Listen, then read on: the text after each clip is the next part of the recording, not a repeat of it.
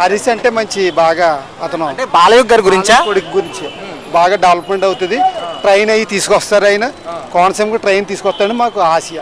అది ఖచ్చితంగా 3 లక్షల మెజార్టీ, అందులో తిరగలేదు. కూటమి విజయం కుమ్మేస్తుంది. ఇంకా ఎమ్మెల్యే పరిస్థితి వన్ సైడ్ వార్. ఎమ్మెల్యే ఇక్కడ ఏం చేయలేదు, అసలు ఏం డెవలప్మెంట్ ఇవ్వలేదు. అన్ని అల్లర్లో ఇయ్యని. ఓకేనా? ఈసారి ఏ ప్రభుత్వం రాబోతుంది? కూటమి. మీరు చెప్పండి, ఏంటి ఇక్కడ అమలాపురంలో పరిస్థితి ఏంటి? అమలాపురం పొజిషన్ లెక్కేసుకుంటే ఎవరైనా సరే గుర్తించుకోవాల్సిన విషయం ఏంటంటే, మన పూర్వం జరిగింది ఎలా ఉంది, ఇప్పుడు ఎలా ఉందని ఆటోమేటిక్గా అర్థమైపోద్దండి సార్. ఎందుకంటే ఇప్పుడు ఉమ్మడి కూటమి అని వచ్చింది, కానీ ఉమ్మడి కూటమి వల్ల అయినా సరే మన తెలుగుదేశం వచ్చి కంపల్సరీ ప్రతి ఒక్క ఎంప్లాయీ, ప్రతి ఒక్క స్టూడెంట్స్కి కూడా ఉద్యోగం ఇచ్చేలాగా ఉన్నది. ఎక్కడైనా సరే ఇన్ని సంవత్సరాలు, 4 సంవత్సరాలు మన జగన్ ప్రభుత్వంలో చూసాం, ఎవరికి కూడా ఉద్యోగాలు లేవు, ఓన్లీ వాలంటీర్ జాబులు తప్ప. అదందరికీ కూడా అర్థమైన విషయం అది. బట్ అర్థం చేసుకున్న ప్రతి ఒక్కరు కూడా మనం తెలుగుదేశంకి ఓఎన్జీసీ ఉంది, అటు దానికి తగ్గ ఉద్యోగాలు లేవు, ఎలా మరి? ఓఎన్జీసీ వాడల రేవ్ ఓఎన్జీసీ ఉందండి. అది చూసుకుంటే వాడల రేవ్లోనే ఓఎన్జీసీలోనే మన వైఎస్ఆర్సీపీ ఒక ఉమ్మడి కూటమిలో తయారైపోయి వాళ్ళు ఓన్లీ వాళ్ళకే, అది కూడా ఒక 10 మందికి అన్నోళ్ళకి వాళ్ళకే తప్ప ఎంప్లాయ్. ఇప్పుడు సర్టిఫికేట్ ఉంది, నాకు ఐటీఐ సర్టిఫికేట్ నాది ఒరిజినల్ సర్టిఫికేట్ ఉన్నా దానికి విలువ లేదు. ఆడెవడో దొంగచాటుకు వచ్చి అది తెచ్చుకున్నవాడికి ఆడికి విలువ ఉంది.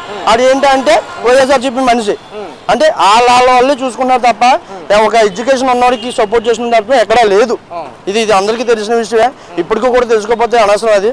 అదొకటి మన ఎలక్షన్లో కానీ అంతకుముందు మన అమలాపురంలో గొడవల్లో కూడా మన అమాయకుల్ని మన ఇరిగించేసి ఇబ్బంది పెట్టిన విషయం అందరికీ తెలుసు.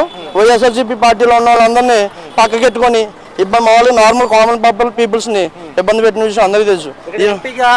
అటు హరీష్ బాలయోగి అంటే బాలయోగి గారు అబ్బాయి, ఇటు రాపాక వరప్రసాదరావు పోటీ చేస్తున్నారు. ఎవరు బెస్ట్ మీకు?